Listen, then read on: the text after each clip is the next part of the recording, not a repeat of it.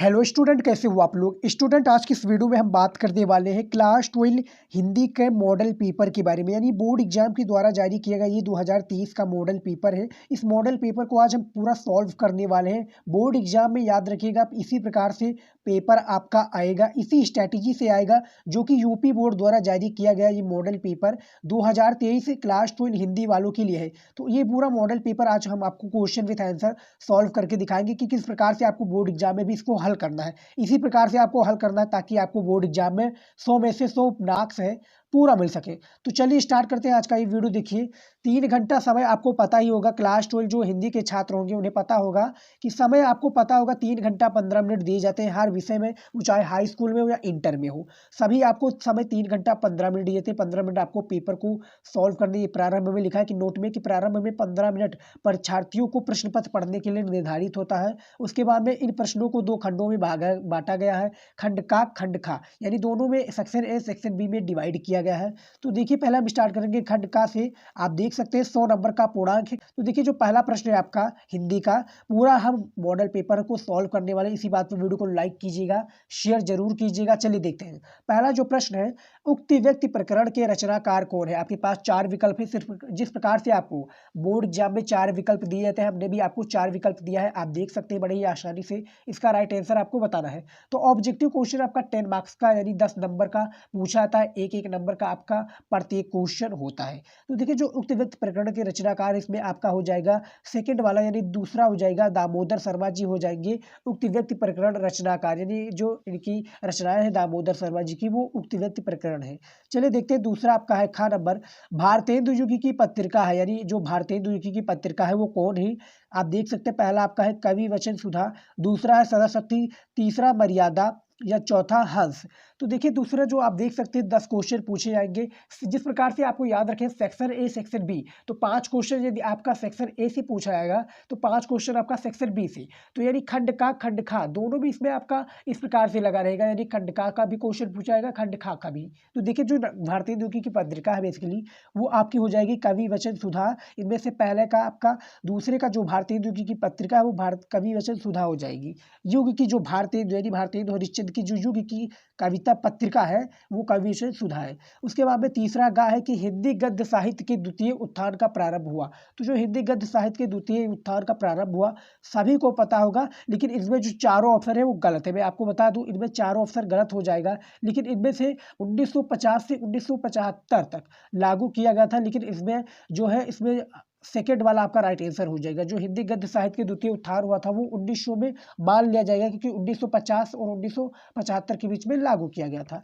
देखिए, आपका घ नंबर है सेवा सदन के रचनाकार कौन है। बहुत ही महत्वपूर्ण ये वीडियो होने वाला है, तो वीडियो को एक बार शेयर जरूर कीजिएगा अपने दोस्तों के साथ।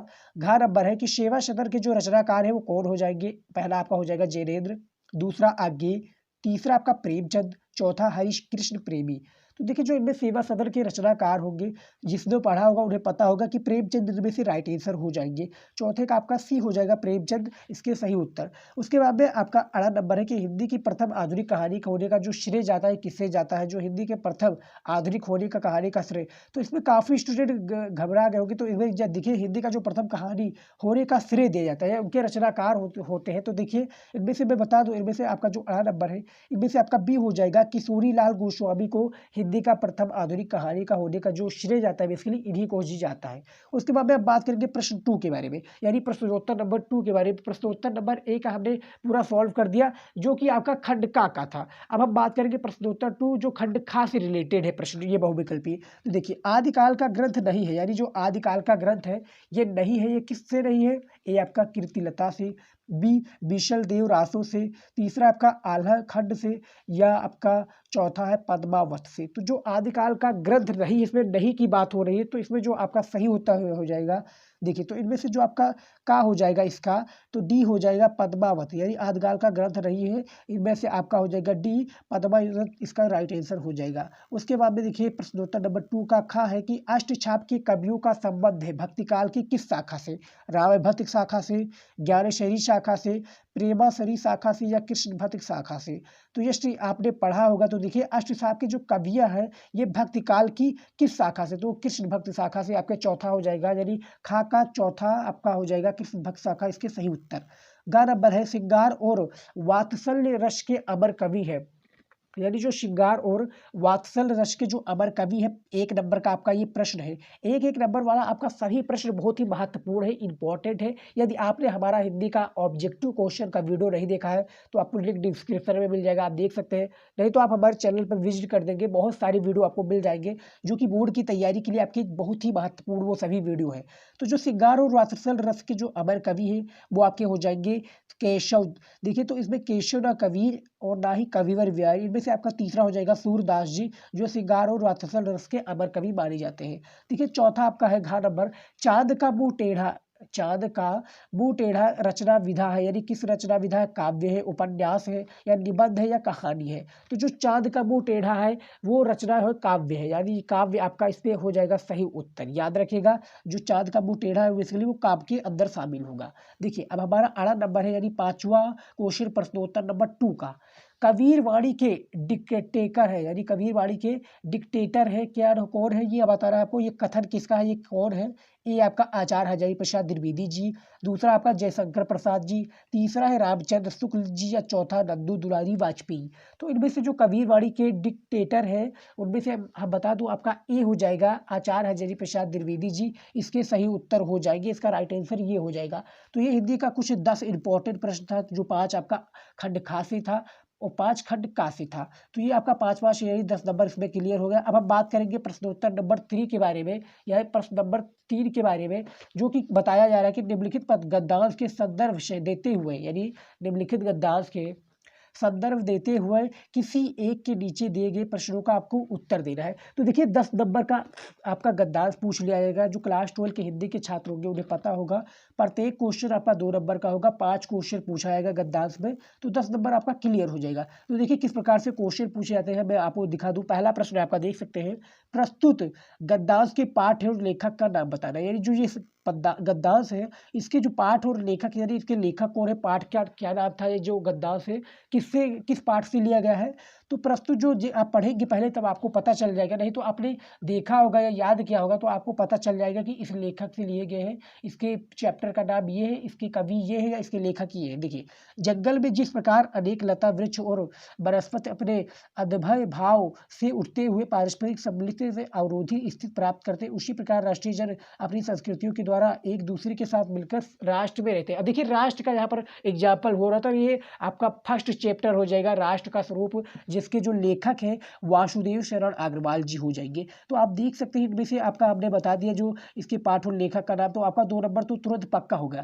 तो 2 नंबर यहाँ पर आपको कोई भी वो नहीं है कि 2 नंबर आपको नहीं मिलेगा, 2 नंबर तो कन्फर्म हो गया आपका, याद रखिएगा यदि आपने चैप्टर और उसके लेखक का नाम लिख दिया है। अब देखिए दूसरा जो प्रश्न है कि रेखांकित अंश की व्याख्या कीजिए। अब रेखांकित अंश की व्याख्या आपको किस प्रकार से करनी है, देखिए जो रेखा खींची हुई है आप देख सकते हैं, ये नीचे देखिए जहाँ प्रस्तुत गद्यांश लिखा कि समन्वय युक्त जीवन राष्ट्र का सुखदायी रूप है, यानी जो समन्वय युक्त जीवन है ये राष्ट्र का सुखदायी रूप है, इसका जो रेखा खींची हुई है इसके नीचे, इसी की हमें व्याख्या करनी है, जिसके लिए आपको 2 नंबर दी जाएंगे। तो याद रखिएगा 10 नंबर का क्वेश्चन है गद्यांश का, तो आपका प्रत्येक क्वेश्चन 2 नंबर का पूछा जाएगा, 5 क्वेश्चन पूछा जाएगा। तो 2 आपको यहाँ कर। अब उसके बाद में तीसरा प्रश्न है कि प्रस्तुत अनुच्छेद के अनुसार जंगल में क्या क्या मिलता है, तो आपको पद्यांश में ही काफ़ी इसका राइट आंसर मिल जाएगा। उसके बाद में चौथा है जल प्रवाह नदी के रूप में किससे मिलता है, इसके बारे में बता रहा है।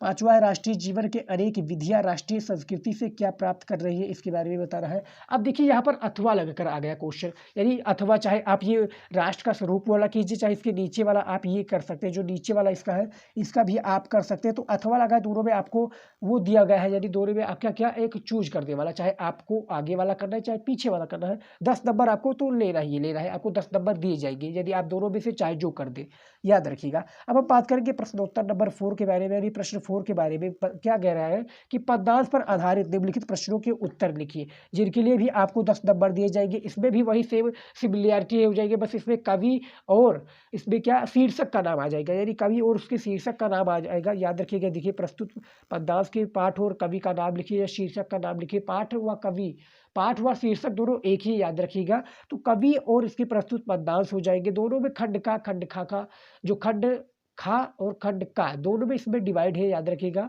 तो इसमें भी आपको अथवा लगाकर ऑप्शन मिल जाते हैं, चाहे आप ये वाला कीजिए चाहे आप ये वाला कीजिए, तो दोनों में आपको दोनों में वो डिफरेंस मिल जाएगी अथवा लगाकर।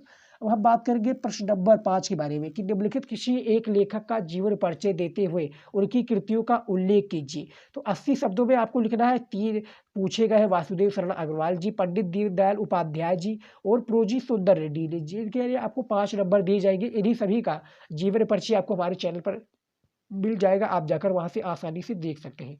ठीक है, अब उसके बाद में खंड खा का है, निम्नलिखित में से किसी एक कवि का जीवन परिचय देते हुए उनकी कृतियों का उल्लेख कीजिए। ये भी आपका 80 शब्दों में 5 नंबर का ये भी है। सेम वही रियलिटी हो जाएगी आपका 80 शब्दों में। यानी जो कहा गया है कि खंड खा सेक्शन ए सेक्शन बी दोनों में आपको बराबर पूछा जाएगा 50-50 मार्क्स का पेपर। शब्द सीमा आपका 80 ही रहेगा। देखिए, जयशंकर प्रसाद, रामधारी सिंह दिनकर, सूर्यकांत त्रिपाठी निराला, अयोध्या सिंह उपाध्याय, हरियोध। तो 5 नंबर का ये आपका प्रश्न, ये जीवन परिचय है। तो इन सभी का जीवन परिचय आपको हमारे चैनल पर मिल जाएगा, आप जाकर आसानी से देख सकते हैं।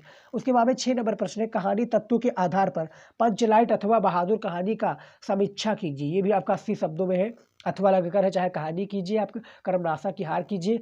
7 नंबर प्रश्न है, स्वपठित खंडकाव्य के आधार पर निम्नलिखित प्रश्नों से किसी एक प्रश्न का संक्षिप्त वर्णन या उत्तर दीजिए। 80 में शब्द सीमा है, 5 नंबर का आपका प्रश्न है, देख सकते हैं। तो ये अथवा लगाकर इतने सारे दिए हुए, आप चाहे जो भी आपको अच्छा लगे। अब हम बात करते हैं खंड खा के बारे में, यानी 50 मार्क्स तो आप वहाँ पर आपका कंप्लीट हो गया। 50 मार्क्स आपका हिंदी व्याकरण में मिल जाएगा। तो देखिए, 8वां प्रश्न है, निम्नलिखित संस्कृत गद्यांश का संदर्भ सहित हिंदी में अनुवाद करें। यानी आपको संदर्भ भी बताना है, इसका हिंदी में अनुवाद भी करना है, जिसके लिए आपको 7 नंबर दिए जाएंगे। अथवा इसमें भी लगा है, आप देख सकते हैं। जो इसका गद्यांश है, इसका भी हमने एक डेडिकेटेड वीडियो बनाया, आपको जो हमारे चैनल पर सर्च करना है, नहीं तो आप यूट्यूब पर सर्च करेंगे कि क्लास 12 हिंदी संस्कृत गद्यांश बाई शिवम स्टडी नॉलेज, आपको हमारा वीडियो मिल जाएगा, आप सर्च करते देख सकते हैं। खंड खा में है कि निम्नलिखित श्लोकों का, यानी जो पद्यांश होता है, इसमें गद्यांश होता था तो गद्यांश इसमें लिखा है, लेकिन इसमें जो पद्यांश इसमें श्लोक माना जाएगा। तो श्लोक को हिंदी में संदर्भ सहित हिंदी में अनुवाद करना है। 7 नंबर इसमें भी आपको दिए जाएंगे। दोनों में अथवा लगा है, यानी आप चाहे ये वाला कीजिए, चाहे आप ये वाला नीचे वाला कीजिए। प्रश्न नंबर 10 है कि श्रृंगार रस अथवा करुण रस की परिभाषा सहित उदाहरण लिखिए, जिसके लिए आपको एक एक नंबर दिए जाएंगे। 1 नंबर आपको परिभाषा दिए जाएगा, 1 नंबर आपको उदाहरण के दिए जाएंगे, तो 2 नंबर इसमें भी मिल जाए। तो इसका भी हमने जो ये सभी जो आपको मॉडल पेपर में बताया जा रहा है, आपको हमारा वीडियो, सभी को वीडियो इंपॉर्टेंट क्वेश्चन आंसर का वीडियो आपको हमारे चैनल पर मिल जाएगा। सभी का जो सामग्री है, जो इंपॉर्टेंट क्वेश्चन है, इसका वीडियो हमारे चैनल पर मिल जाएगा, आप जाकर वहाँ से चेकआउट कर सकते हैं। तो ये सभी क्वेश्चन था। उसके बाद में देखिए, खा है कि श्लेष अलंकार अथवा दृष्टांत अलंकार की परिभाषा उदाहरण दीजिए। गा है कि चौपाई छंद, दोहा छंद परिभाषा उदाहरण सहित लिखिए। तो सभी का वीडियो आपको हमारे चैनल पर मिल जाएगा। 11 नंबर प्रश्न है कि निम्नलिखित में से किसी एक विषय पर आपको क्या करना है। निम्नलिखित में से किसी एक विषय पर आपको निबंध लिखना है। देखिए, पहला आपका बेरोजगारी समस्या और समाधान, दूसरा है सर्व धर्म समभाव, तीसरा किसी मेले का आंखों देखा वर्णन, यानी आपने कहीं मेले में गए, उसमें जो आंखों का वर्णन है, किस प्रकार से लोग आए हुए हैं, कितनी भीड़ है, क्या क्या मिलते हैं, किस प्रकार से सामग्री मिलती है, कोई क्या क्या उसमें सिमिलैरिटी है मेले में। तो आंखों देखा वर्णन आपको बोर्ड की कॉपी में लिखना है, जिसके लिए आपको 9 नंबर दिए जाएंगे। गोस्वामी तुलसीदास, यानी हमारी प्रिय कवि गोस्वामी तुलसीदास के बारे में भी आपको लिखना है। तो इसमें आपको 4 ऑप्शन में से एक ही निबंध का आपको करना है, जिसके लिए आपको 9 नंबर दिए जाएंगे। तो देख सकते हैं, इसका हमने एक डेडिकेटेड वीडियो बनाया कि बेरोजगारी की समस्या और समाधान क्या है, और कॉपी में लिख के बताया कि किस प्रकार से आपको बोर्ड एग्जाम में भी लिखना है। तो आप सर्च कर सकते हैं यूट्यूब पर, नहीं तो आप हमारे चैनल पर जाएंगे, देख सकते हैं। 12 नंबर प्रश्न है कि पावक का संधि विच्छेद क्या हो जाएगा। तो पावक का संधि विच्छेद वाला ये भी वीडियो आपको हमारे चैनल पर मिल जाएगा, जाकर आप देख सकते हैं, बड़े ही आसानी से देख सकते हैं। उसके बाद प्रश्नोत्तर नंबर 13 है कि आत्मन शब्द का द्वितीय बहुवचन रूप है। तो बहुवचन के रूप में भी इसका आ गया है क्वेश्चन। तो ये सभी जो क्वेश्चन आपको हमारे चैनल पर मिल जाएगा, जाकर आप देख सकते हैं बड़ी ही आसानी से। चलिए देखते हैं अगला क्वेश्चन, देखते हैं प्रश्नोत्तर नंबर, देख सकते हैं प्रश्नोत्तर नंबर 14 देखेंगे कि निम्नलिखित में से किसी 2 का संस्कृत में अनुवाद कीजिए, जिनको आपको 2-2 नंबर, यानी इस संस्कृत में आपकी यहाँ पर बात हो रही है 2 का आपको संस्कृत में अनुवाद करना है, जिसके लिए आपको 2-2 नंबर दिए जाएंगे, 4 नंबर इसमें दिए जाएंगे। तो देख सकते हैं, तुम दोनों जाते हो, तो उसके संस्कृत में आपको बताना है। गाँव के चारों ओर वृक्ष है, तो 5 इसमें पूछेगा, इसमें बस 2 ही करना है, 2 ही का आपको संस्कृत में अनुवाद करना है, जिसके लिए आपको 4 नंबर दिए जाएंगे। तो यही इंपॉर्टेंट क्वेश्चन था। आई होप कि आपको सभी पसंद आया होगा, क्योंकि इसमें 100 मार्क्स का पेपर हमने कंप्लीट कर दिया है। यदि आपको इसका जो भी इसमें सामग्री कम पड़ रही है कि जयशंकर प्रसाद का जीवन परिचय या संधि विच्छेद का, सभी को आपको हमारा वीडियो मिल जाएगा। नहीं तो आप गूगल यूट्यूब पर सर्च करेंगे और यदि इसका आपको PDF चाहिए तो आपको हमारी वेबसाइट पर विजिट करना होगा, shivam-study-knowledge.com पर जाएंगे, आपको यहाँ पर हिंदी का PDF ही मिल जाएगा, बिल्कुल आप जाकर डाउनलोड कर सकते हैं। तो आई होप ये पूरा वीडियो आपको पसंद आए तो वीडियो को लाइक कीजिएगा, शेयर कीजिएगा, चैनल पर नए तो चैनल को सब्सक्राइब कर लीजिएगा, वीडियो को शेयर जरूर कीजिएगा। मिलता है नेक्स्ट वीडियो में एक नए टॉपिक के साथ, एक नए मॉडल पेपर के साथ। तब तक के लिए गुड बाय, जय हिंद। पढ़ते रहिए और बोर्ड एग्जाम की अच्छे से तैयारी